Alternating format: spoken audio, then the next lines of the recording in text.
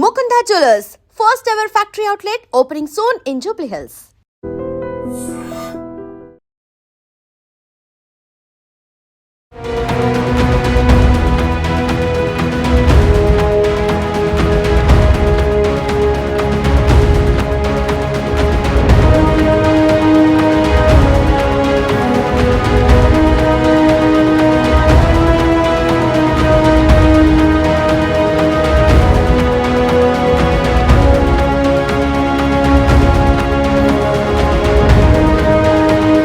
Yalamanchili railway స్టేషన్లో టాటా నగర్ ఎర్నాకుళం ఎక్స్ప్రెస్లో జరిగిన ప్రమాద దృశ్యాలు మీరు ఇప్పటికే చూస్తున్నారు. చాలా బాధాకరం.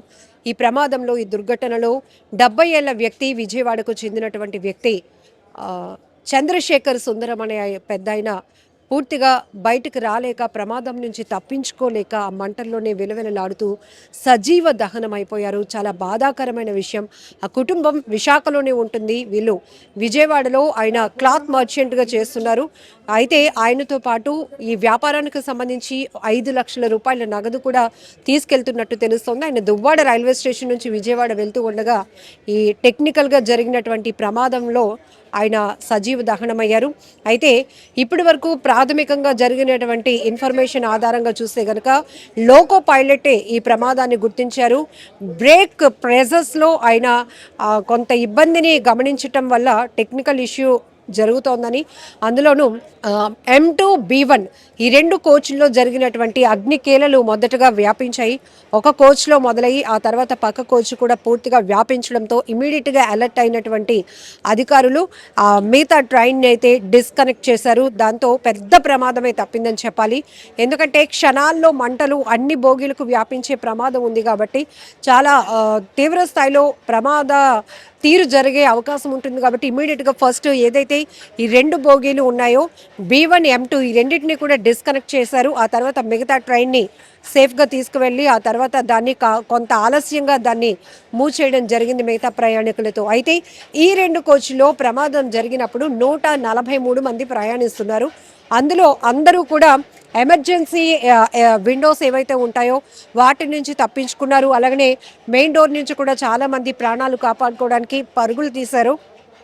చాలామంది ప్లాట్ఫామ్ మీదకి చేరుకున్నారు. కానీ 70 ఏళ్ళు ఉన్నటువంటి ఒక పెద్ద ఆయన మాత్రం ఆ ప్రమాదం నుంచి తప్పించుకోలేకపోయారు. అయితే ఇప్పుడున్న ఇన్ఫర్మేషన్ ప్రకారం కూడా చుట్టూ మంటలు వ్యాపించిన టైంలో కూడా అతను వాళ్ళ అమ్మాయికి ఫోన్ చేసి, అమ్మ చుట్టూ మంటలు చుట్టుముట్టేశాయి, భయమేస్తోంది అంటూ చివరిగా మాటలు మాట్లాడినట్లు కూడా తెలుస్తోంది. ఆ మాటలు గుర్తు చేసుకుంటూ ఆ మృతుడి కూతురు కూడా ఇక్కడికి చేరుకున్నారు. ఆమె చాలా బోరును విలపించారు. నా తండ్రిని నేను కోల్పోయాను, తన ప్రాణాలు తను కాపాడుకోలేకపోయినటువంటి పరిస్థితి. ఇంతమంది ప్రయాణికులు తమ ప్రాణాలని రక్షించుకోగలిగారు, కానీ తన తండ్రి మాత్రం ప్రమాదంలో చిక్కుకుపోయారు, ప్రాణాలు విడిచారు అంటూ ఆ మృతదేహం తీరును చూసి కూడా ఆమె గుండెలు అవిసేలా రోధించింది. చాలా బాధాకరం. ఆ దృశ్యాలు చూడడానికి కూడా చాలా డిస్టర్బింగ్గా ఉన్నాయి. ఎందుకంటే చూసి చిన్నపిల్లలైతే, తనతో పాటు ఒక చిన్న పాప కూడా వచ్చింది. బట్ ఆ దృశ్యాలు చూడటానికి కూడా చాలా బాధాకరంగా ఉంది. అయితే ఆయన మృతదేహాన్ని తీసుకునే ముందు ఒక బ్యాగ్ని అయితే పోలీసులు గుర్తించడం జరిగింది. లోపల కాలిపోయి ఉన్నటువంటి బ్యాగ్ని కూడా బయటకు తీస్తే ఆ బ్యాగ్ నుండి ఫుల్గా క్యాష్ ఉంది, కొన్ని నోట్లు అయితే కాలిపోయాయి. మొత్తం అది 5 లక్షలు. ఆయన క్లాత్ మర్చెంట్ కాబట్టి ఆ వ్యాపారానికి సంబంధించి అమౌంట్ తీసుకొని వెళ్తున్నట్టు తెలుస్తోంది. దువ్వాడలో ఆయన ట్రైన్ ఎక్కారు. ఎందుకంటే ఆ తర్వాత ఇక్కడ అనకాపల్లి దాటిన తర్వాత నర్సింగపల్లి దగ్గరకు వచ్చేటప్పటికి బోగిల్లో మంటలు గమనించినటువంటి లోకో పైలట్ ఇమీడియట్గా యలమంచిలి రైల్వే స్టేషన్లోనైతే ట్రైన్ని నిలిపేయడం జరిగింది, డిస్కనెక్ట్ చేయడం జరిగింది.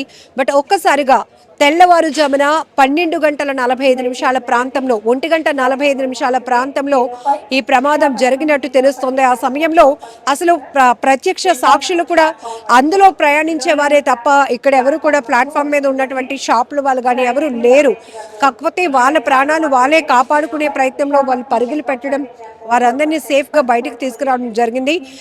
హుటాహుటిన ప్రమాదం జరిగిన తీరును చూసినాక రైల్వే పోలీసులు కావచ్చు, లేకపోతే safety commission of south central railway కావచ్చు, అలానే ఇంకా క్లూస్ టీం కూడా ఇక్కడికి చేరుకొని, ఫోరెన్సిక్ టీం కూడా చేరుకొని ఆధారాలన్నీ సేకరించడం జరిగింది. సో ఇప్పటికీ మీరు దృశ్యాలు చూస్తుంటే కనుక ఫోరెన్సిక్ టీం అయితే కనుక ఆధారాలు సేకరించే పనిలో ఉంది. ఇంకేమైనా టెక్నికల్ ఇష్యూస్ నడిచాయా, ఎక్కడ ప్రాబ్లం వచ్చింది అనేది. సో ప్రస్తుతానికైతే అనకాపల్లి జిల్లా ఎస్పీ కావచ్చు, కలెక్టర్ గారు కూడా ఇక్కడికి చేరుకున్నారు. ప్రమాదం గురించి అడిగి తెలుసుకోవడం, మీడియాకి అడ్రస్ చేస్తూ కూడా కలెక్టర్ గారు చెప్పారు పైలట్తో మాట్లాడినప్పుడు. ఎందుకంటే ఆల్రెడీ ఇందులో డిస్కనెక్ట్ చేసినటువంటి మిగతా ట్రైన్ ఏదైతే ఉంటుందో, ఈ కోచ్లు రెండు, ప్రమాదం జరిగినటువంటి కోచ్లు రెండు ఇక్కడ ఉండిపోయాయి. మిగతా ట్రైన్ మూవ్ అయింది.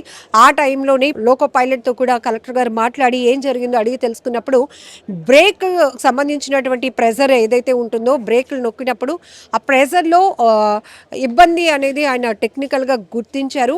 అయితే ఇది పూర్తిగా ప్రమాదం అని చెప్పేసి అది లోకో పైలట్ గారు చెప్పినటువంటి మాటల ద్వారా కూడా అధికారులు డిక్లేర్ చేస్తున్నారు. అయినప్పటికీ కూడా లోతైన దర్యాప్తు కొనసాగుతుంది. ఎందుకంటే ట్రైన్ యాక్సిడెంట్లు, రైలు ప్రమాదాలు అనేటప్పటికీ ఖచ్చితంగా చెప్పాలి, సురక్షితమైన ప్రయాణం ఎంత లాంగ్ అయినా కూడా సేఫ్గా ఫ్యామిలీతో కంఫర్టబుల్గా జర్నీ చేయడానికి ఎక్కువగా ఫస్ట్ ప్రిఫరెన్స్ అనేది ట్రైన్కే ఇస్తారు. అట్లాంటిది ట్రైన్లో కూడా ఇలాంటి తరచూ ప్రమాదాలు జరుగుతూ ఉండటం అనేది చాలా బాధాకరం. టెక్నికల్ ఇష్యూలు కావచ్చు.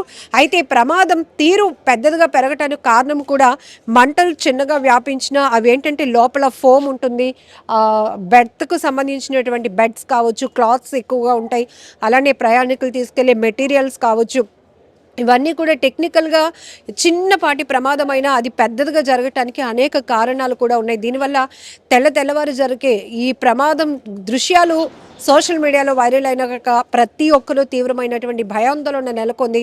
ప్రయాణం అంటేనే ఒక రకమైన ప్యానిక్లోనికి వెళ్ళిపోవాల్సిన పరిస్థితి. మళ్ళీ మనం గమ్యస్థానాలకి క్షేమంగా చేరగలుగుతామా లేదా, ఎప్పుడు ఏ వైపు నుంచి ఎలాంటి ప్రమాదం పొంచి ఉంటుందో, మన ప్రాణాలు సేఫ్గా ఉంటాయా లేదా, ఇట్లా రకరకాల క్వశ్చన్స్, రకరకాల ఆలోచనలు, ఒక అభద్రతా భావం అనేది ప్రయాణికుల్లో పెరుగుతోంది. బట్ ఇప్పటికైనా కూడా రైల్వే పూర్తి స్థాయిలో ఫోకస్ చేయాల్సినటువంటి అవసరం ఉంది. ఎందుకంటే ఇద్దరు కాదు, ముగ్గురు కాదు, పదులు కాదు, వందల మంది రైళ్లలో ప్రయాణించే వారి సంఖ్య ఉంటుంది. కాబట్టి జరగరాని ప్రమాదాలు ఇట్లాంటివి జరిగి ప్రమాదం ఎక్కువగా జరిగితే మాత్రం ఊహించడానికి కూడా చాలా కష్టంగా ఉంటుంది. అయితే 143 మంది ప్రయాణిస్తున్న ఈ రెండు కోచ్ల్లో మాత్రం అందరూ తప్పించుకోగలిగారు. కానీ 70 ఏళ్ల చంద్రశేఖర్ సుందరం అనే పెద్ద ఆయన మాత్రం, ఆ వ్యాపారి మాత్రం ఈ ప్రమాదం నుంచి తప్పించుకోలేకపోయారు, అందులో ఉండిపోయారు. ఒకవేళ ఆయన లగేజ్ గురించి వదిలేసి ఆయన అంతలో ఆయన బయటకు రాగలిగే ప్రయత్నం చేస్తే సేఫ్గా ఉండేవారేమో.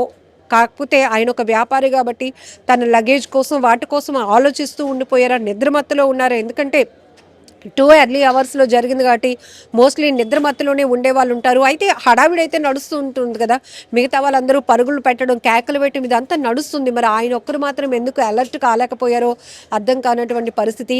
ఈ మాటలు తలుచుకుంటూనే ఆ కూతురు కూడా కన్నీళ్లు పెట్టుకుంటుంది. ఆ తండ్రి మృతదేహాన్ని చూసి బోరును వెలిపించింది ఆమె కూడా. అయితే బ్యాగ్లో ఉన్నటువంటి క్యాష్ కూడా, కొన్ని నోట్లు అయితే కాలిపోయినటువంటి పరిస్థితులు కూడా ఉన్నాయి. ఆయన తరలించడానికంటే వ్యాపార దృష్ట్యా ఆయన ఈ జర్నీ కంటిన్యూ చేస్తున్నట్టుగా కూడా తెలుస్తోంది. బట్ ఏదైనా ఈ దుర్ఘటనలో ఆయన ప్రాణాలు కోల్పోయారు. చాలా బాధాకరమైన ఘటన.